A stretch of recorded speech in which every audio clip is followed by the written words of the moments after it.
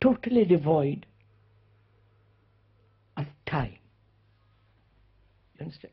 Time being the past, with all my memories, knowledge, experience, stored up in the brain as memory, and acting according to that memory, which is the past acting in the present,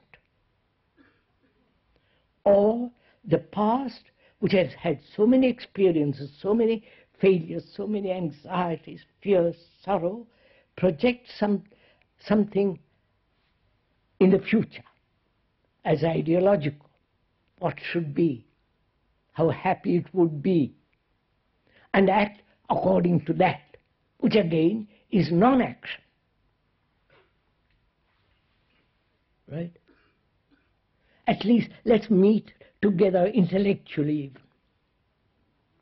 Then if we understand that intellectually, then we can go still deeper into it. At least we can understand each other at that level, which is very limited. Then, is there an action in daily life, in our daily relationship with each other, intimate or not intimate, sexual or not sexual? Is there an action which will be holistic, whole, which is not dependent on time, on environment, on circumstances? So we are challenging, is there such an action?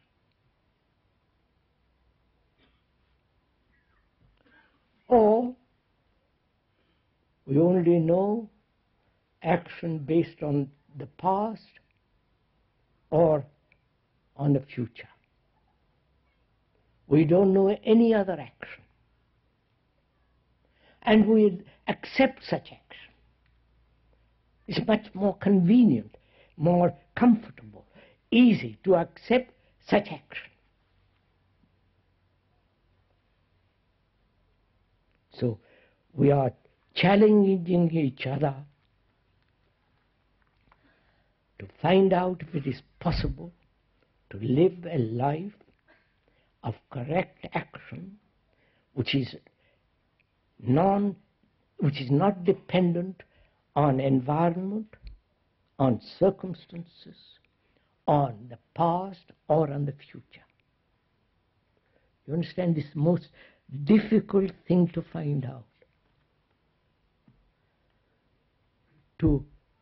When you want to find out such an action, if there is such an action, thought immediately begins to operate. Thought says, is there such a thing? I must inquire. So thought is the past, isn't it? Thought is the outcome of memory. Thought is the result of your experience, accumulated knowledge, and from that arises memory, and then from that, the reaction of that memory is thinking. That's simple, very simple if you go into it. It's not complicated. So, when we challenge it, when there is such a challenge as saying, is there action which is not dependent on the past or the future or on environment, circumstances, then thought begins to operate. Right? That's what you're doing. Then thought says, I must find out such action. Since thought cannot find such action, he said that's impossible. You're following all this? Am I talking, we're all together in this, or am I talking to myself? I can do that in my room, but I don't anyhow, but so. So, action based on thought is limited. because thought in itself is a broken up thing, a fragment, limited, because it's based on knowledge. And knowledge, however much you may accumulate, however much you may accumulate facts, expanding knowledge over and over, expanding constantly, it is still limited. That's obvious again. Perhaps not to the people who advocate the ascent of man through knowledge, because that's their particular form of conclusion. But when one sees actually in daily life how knowledge is so extraordinarily limited, you may have technological knowledge, and you must have, and that can, to that knowledge more can be added. It can be constantly expanded. But is there the accumulation of psychological knowledge from which action takes place? You understand? Are we? All right.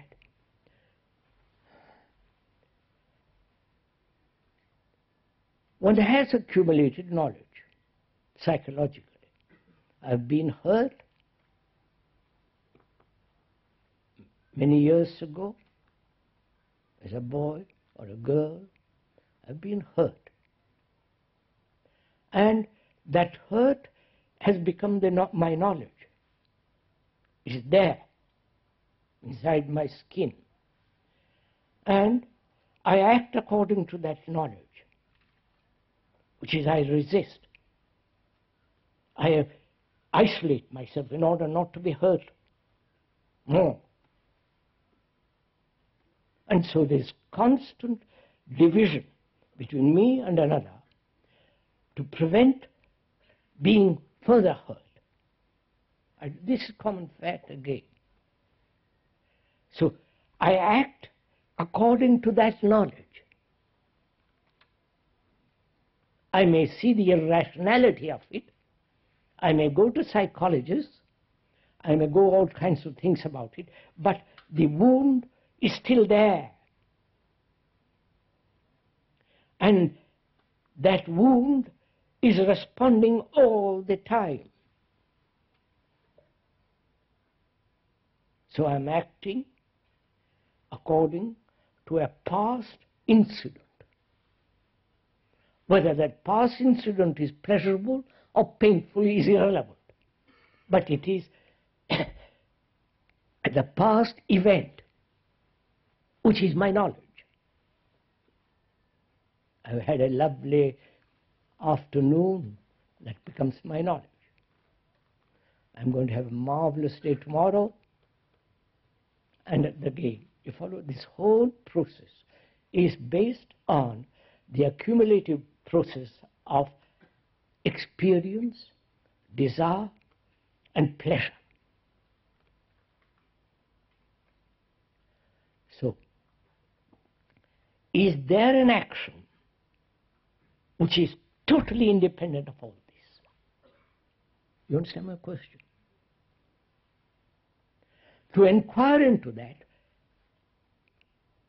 the operation of thought must be understood. Because you can't stop thinking. If you force, as many people do through meditation, which is not meditation, try to control thought, shape thought, then they have divided themselves into the thinker who is superior and thought inferior. And so the superior tries to control the inferior.